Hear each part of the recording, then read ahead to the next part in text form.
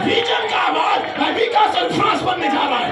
आप दर्शन का आवाज हो, आप दर्शन का प्रकटीकरण हो। नबी ने दर्शन देखा, लेकिन प्रकटीकरण तीसरा महान ऋतु के अंदर होगा। हालेलुया। ये भाई बहनों ने कहा है। इसलिए यूसुफ का 14वें साल में, यूसुफ का 14 साल पहले का जो दर्शन था वो पूरा हो रहा था। अब देख सकते, समझ पा रहे हैं दोस्तों भाई? यूसुफ ने क्या दर्शन देखा था? यूसुफ ने दर्शन देखा था सूरज और चांद और तारे उसके सामने झुक रहे हैं। उस यूसुफ ने क्या दर्शन देखा था? बड़े बड़े पूले सामने आए और सब पूला उसका पूला के सामने दंडवत कर रहे थे।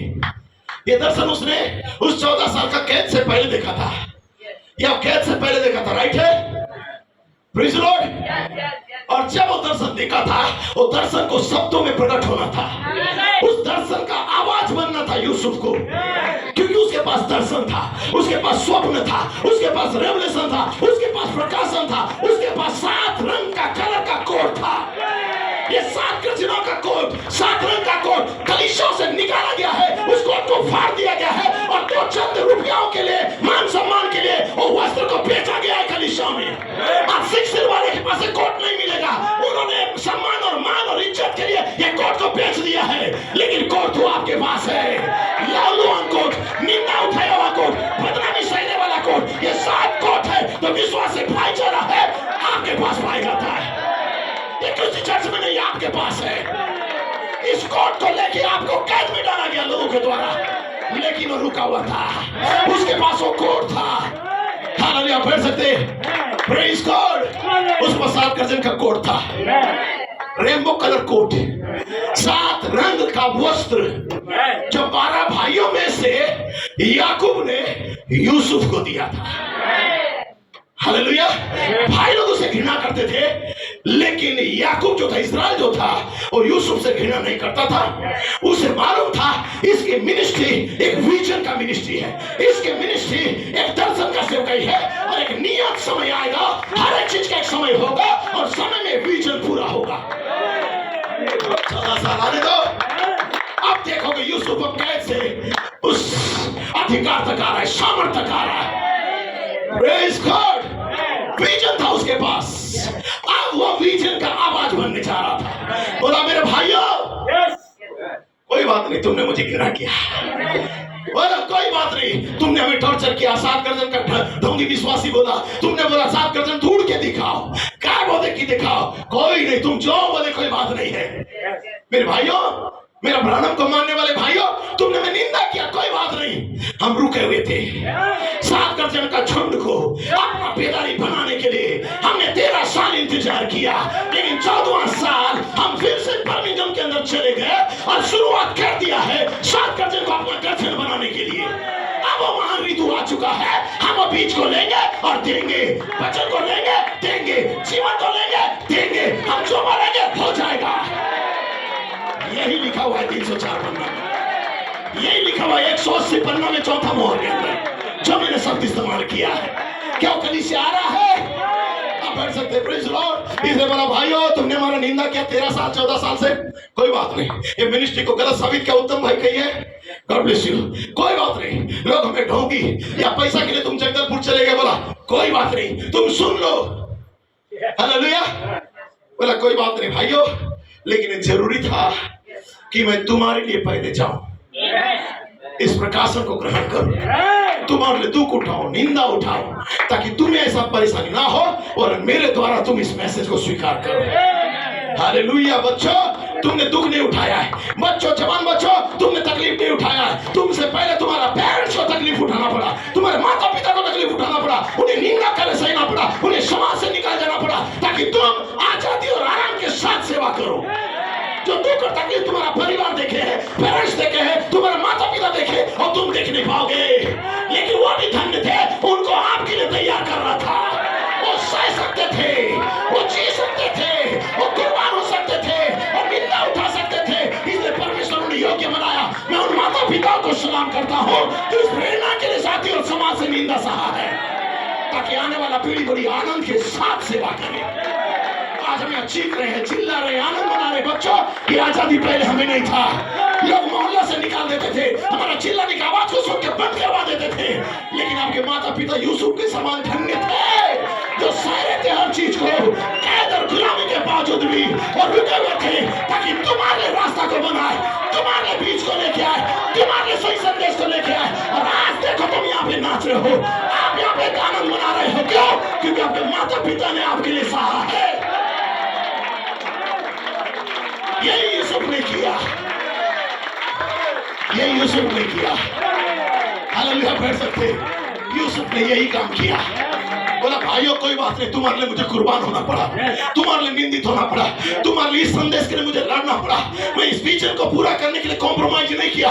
इस दर्शन को पूरा होने के लिए मैंने भाइयों से विरोधी हो गया, मेरे परिवार से विरोधी हो गया, मेरे राजकार कर्मचारियों से विरोध हो गया, जिनके गुलाम में मैं था उनकी नजर से गिर गया, कोई परवाने में गिर के जेल में चला गया, लेकिन मैं कॉम्प्रोमाइज नहीं किया इस दर्शन को पूरा होता हुआ दिखे। हालेलुया।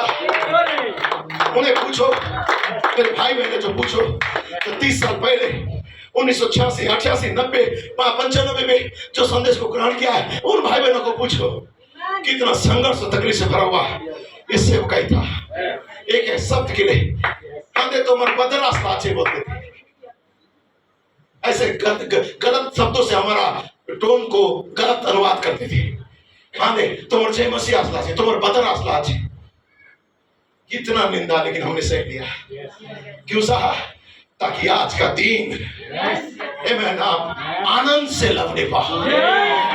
रोते हुए हमने, आंसू बहाते हुए हमने इस सेवकाई को किया है, ताकि आने वाला पीढ़ी के ऊपर कोई परेशानी ना हो, वो एंजॉय करे। लेकिन फिर भी आप आलसी बन के अपने माता पिता का खाना को खा के आलसी बन के चर्च में बैठते हो और संसार में उलझे रहते हो। आपके जैसा भागा कोई नहीं है। परमेश्वर आपके लिए रास्ता तो बनाया है, आप बेदारी में रहो। कोई आपके लिए गुलाम बना, कोई आपके लिए निंदा उठाया, कोई आपके लिए कुर्बान हुआ, आपका नबी, आपका प्रेत, आपका फाइव फॉर मिनिस्टर आपके लिए बदनामी को सहा इस मैसेज के लिए, ताकि विजन दुल्हन के अंदर पूरा हो। फिर भी यदि हम ऐसा करते मानो एहसान कर रहे हैं, तो आपके जैसा दुर्भाग्य कोई नहीं है।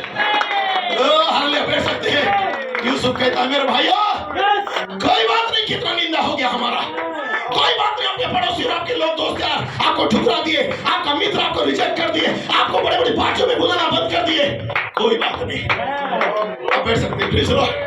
कोई बात नहीं। लेकिन उसने क्या कहा? ये दिन आना था, आओ मैं तुम्हारे लिए यहाँ पे बीज को दूंगा।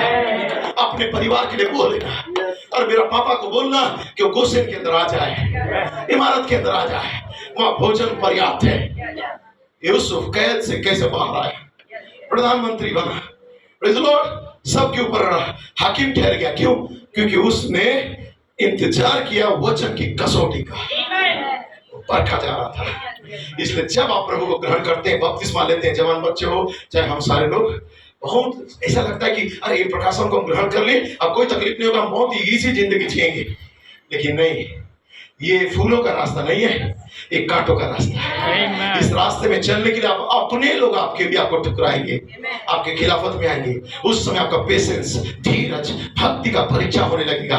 जिसके ऊपर आप अपेक्षा किए हो कि इसके द्वारा मुझे रिस्पेक्ट और आदर मिलेगा, वही व्यक्ति आपको सबसे ज्यादा डिसरिस्पेक्ट करेगा, अनादर करेगा। फिर भी उस समय आपको पेशेंस रखना होगा, उस समय धीरज धरना होगा। एक दूसरे के ऊपर आप भरोसा नहीं कर सकते, आपका भरोसा केवल परमेश्वर का वचन होगा। इसलिए जब उसने अपने भाइयों को देखा कि उसके भाई लोग उसको बेच दिए और चला गया, उसके बाद अपने आप को देखा कि जिस पोतीफर के घर में काम किया वो भी उसको निंदा करके जेल खाने में डाल दिए। उसके बाद उसने अपने आप को देखा कि जेल के अंदर दो व्यक्ति पाए जाते थे, एक खिलाने हारा एक पिलाने हारा, और उनके पास भी जो स्वप्न आया था उसका अर्थ भी क्या कर दिया इसने जेल के अंदर बताया। खिलाने हारा और पिलाने हारा दोनों भी। सही बात है। दिलीप भाई आपको याद हो गए थे खिलाने पिलाने हारा, और सपने के अनुसार उसने एक व्यक्ति को मौत की सजा मिलेगा करके भविष्यवाणी कर दिया, अर्थ को बताया, और एक बचाया जाएगा करके बताया। जो व्यक्ति बचाया गया वो कैद से आजाद किया गया, और वही व्यक्ति राजा के पास गया और राजा को बोला तू घबरा क्यों रहा है, तेरा स्वप्न के चलते तूने सहारा मोटे मोटी गाय, पतली गाय ने मोटे गाय को खा दिया, या तेरी बाला ने दूसरे के बाला ने तेरी बाल को खा दिया, इसे तू चिंता क्यों करता है? ये दोनों प्रकार का जो तूने दर्शन देखा है हे राजा, ये दोनों एक ही दर्शन है। जो दर्शन नबी ने देखा, जो दर्शन प्रेरित ने देखा, ये दोनों दर्शन एक ही है। दोनों का टेंट विजन है और दोनों का एक मिनिस्ट्री है कि तीसरा महान ऋतु का इशारा कर रहा था। इसलिए कहता है, हे राजा तू चिंता क्यों करता है? तेरा स्वप्न का अर्थ तो एक ही है कि 7 ऐसा समय आएगा जो सुकाल का होगा और 7 अकाल का होगा। और जब 7 सुकाल का वर्ष है, उस सुकाल के वर्ष में तू मनमाना जीवन मत जी। उस समय तू अपना बचत करना स्टार्ट कर दे। आमीन। ताकि जब अकाल आए तो तेरे घर के अंदर कोई कमी ना हो। इसलिए जब अकाल आया, जब लॉकडाउन आया, प्रेज़ द लॉर्ड, हमने अपने खजाने में एक्स्ट्रा मैसेज को रख दिया था। सारी दुनिया जो मनमाना जीवन जी रही थी, लेकिन 2019 और 20 के बाद, 21 के बाद, प्रेज़ द लॉर्ड, दुल्हन अपने खजाने से खाना स्टार्ट कर दिया। एलोहिम सीरीज, एलोहिम खजाना, उस ट्रेजरर से लेना स्टार्ट कर दी और 2021-22 आज तक उस खजाने से खाना स्टार्ट कर दी। Praise the Lord. लेकिन ये साल जो था, ये अकाल का लास्ट ईयर था दुनिया के लिए, लेकिन दुल्हन के पास क्या था? भोजन था। इसलिए यूसुफ अब क्या कर रही है?